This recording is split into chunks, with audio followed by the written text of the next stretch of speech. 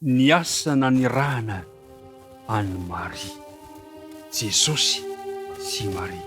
Zany loha hevitra zany no anasako anao indray amin'ity androany ity.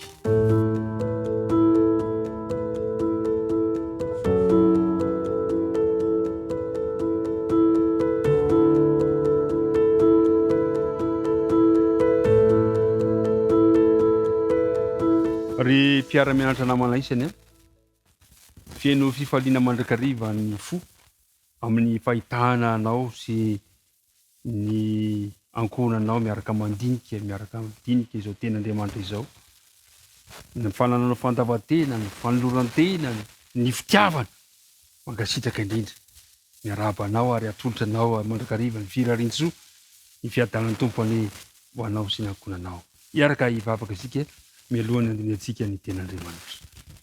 Andriamanitra rainay izay any an-danitra misaotra anao izahay no ny fitiavanao anay, ka afaka indray izay tafahoana soamatsara amin'ny alalan'ity fandarana ity, hiaraka andinika ny teninao izahay. Ampitoera ao tenatinay ny fanena masina mba hatakaranay izay tianao ambara, mba hahafahanay mampiatra izany koa eo amin'ny fiainanay. Minaran'i Kristy nangatana ny vavaka. Amen. Ry mianatra namana, eo amin'ny fotoana izay nitsanganan'i Jesosy amin'ny maty isika ankehitriny. Ao amin'ny filazantsara ny Jaona 20, manomboka amin'ny 9:10 ny toejaroa teresantsika androany izay mikasika ny Maria. Fantatsika tsara fa eo amin'ny 1 eo no ahitantsika resahana mahafara momba ny amin'ny Maria, ary dia atao aorianan'izay dia niazakazaka nakany amin'ny fasana i Simona sy ilay mpianatra Jesosy ilay tiny. Niazakazaka nakany amin'ny Petera izy, ary nilaza nitarainy izy manao hoe nalain'ny olona tao am-pasana ny tompo ary ka tsy fantatra izay nametrahany azy. Fa eo amin'ny 1:10 izahatra nitranga indray eto amin'ny 1:10 dia niverina indray nakeny amin'ny fasana i Maria ka nitomany ny gogogo. Eo amin'ny 1:10 fa Maria nijanona nitomany teo ivelan'ny fasana, ary raha nitomany izy dia niondrika nitsirika ny tao am-pasana. Indro Maria mitomany migogogo eo amin'ny fasana, niondrika nijery ny tao amin'ny fasana izy. Tena hitantsika tsara zany fa tena nanana alahelo hoe nakaiza ny tompo. Tamin'ny fotoana io raha nitsirika teo amin'ny fasana izy, 12 dia nahita anjely roa nitafy lamba nipetraka teo, ka ny anankiray teo an-doha tamin'ilay fandrian'ny fatin'i Jesosy, ary ny anankiray kosa teo an-tongotra. Aroy ireo tamin'ny ravehivavy, nahoana ianao no mitomany? Nahoana ianao no mitomany? Ary tamin'ny alahelo no namaliny ilay vehivavy, manao hoe tamin'ny alahelo nalain'ny olona ny tompo ka tsy fantatro izay nametrahany azy. Zany alahelo ny Maria mahita an'izany toy zavatra izany. 4:10 rehefa nilaza izany izy dia nitodika ka nahitan'i Jesosy nitsangana teo, nefa tsy fantany ho Jesosy. Hoy Jesosy taminy, ravehivavy, nahoana ianao no mitomany? Iza no tadiavinao? Nanontany Jesosy, saingy vontony ranomaso Maria, ka tsy fantany hoe Jesosy anie io anoloana.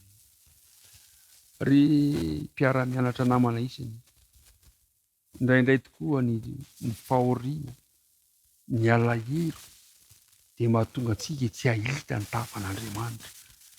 Ny ranomaso efa teo anoloan'i Maria Jesosy, fa ny ranomaso manakona tsy hahita any Jesosy. Izao ny tohiny, iza no tadiavinao? Fa nataon'ny mpiandry izy, ka hoy izy taminy, tompoko, raha ianao no nahaka azy teto, lazao amiko izay nametrahanao azy, ary izao dia haka azy. 1:20 hoy Jesosy taminy, ry Maria. Nitodiko Maria, raha vao nahita an'izany toejavatra, ry Maria, taitra Maria. Tampoka teo dia fantatra fa Jesosy nitsanga tamin'ny maty no niresaka taminy. Faly izy. Ary de zao nodahatra mitranga. Saika tonga dia andray antoraka teny amin'ny Jesosy Maria. 7:10 fa hoy Jesosy taminy, aza manindry aho fa tsy mbola niakatra tany amin'ny ray aho, fa mandehana makany amin'ny rahalahiko ka lazao aminy hoe miakatra any amin'ny raiko sy ny rainareo aho ary ho any amin'ny Andriamanitro sy Andriamanitra. Bata mahafinaritra ny zatra nitranga. Hoy Jesosy, aza mbola manindry aho. Fa de niraina i Maria. Mandehana ary Maria manambara amin'ny mpianatra, manambara amin'ireo rahalahy. Zany no iraka mpanaovina ny Maria. Ary mbola izany koa no iraka mpanaovina antsika taranak'olombelona, mpanaovina ny kristianina amin'izao fotoana izao, mandehana manambara amin'ny olona rehetra, lazao ny vaovao mafaly, lazao ny amin'ny Jesosy. Ry mpiara-mianatra namana isiny, lasa Maria. Andeha Maria.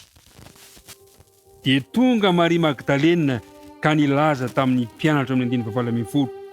Efa nahita ny Tompo aho, sady zany teny zany no nolazainy taminy. Ry mpiara-mianatra namana isiny, nitsangana Jesosy. Ary mbola maniraka antsika izy. Maniraka anao ary maniraka. Manahoana tokoa moa ny tombamidiny maha-kristianina antsika raha tsy natsangana tamin'ny maty Jesosy. Manambara an'izany, manasanao mba hamaky an'izany ao amin'ny Korintianina 1:5-10 ka manomboka amin'ny 12 ka hatramin'ny 20 milaza ny mazava-dehibe ny fitsanganana Jesosy tamin'ny maty. Raha tsy natsangana Jesosy, foana ny fivavahana kristiana. Fa satria izy nitsangana dia mitoetra mandrakizay izany finoana izany. Dia mirahatra soanao indray ary samy feno fifaliana isika satria aika na ianao aza na iza dia manana iraka mpanaoviny Jesosy antsika, anambara any Jesosy. Lazao zay fantatrao amin'ny hafa mikasika ny amin'ny famonjena atolo Jesosy ho anao. Mitombo anie hitahy anao ary misaotra tamin'ny fiarahana tamin'ity andro ity hivavaka isika. Andriamanitra rainay io misaotra anao izahay noho ny amin'ny tombo fotoana izay nomenao anay nafahany niaraka nandinika ny tenanao. Tehirizo am-ponay zany ary tahaka nanirahinao an'i Maria no anirahinao anay ihany koa, ary tahaka ny nandehanan'i Maria no irinay koa mba handehananay ilaza ny aminao Jesosy amin'ireo mpiara-belona aminay. Dia petraka betan-tananao ny fiainanay, na izy anay izay misy anay avy dia aoko ho tsapanay fa eo mandrakariva ianao. Ny vavaka dia tononona isangatahana noho ny amin'ara Jesosy. Amen.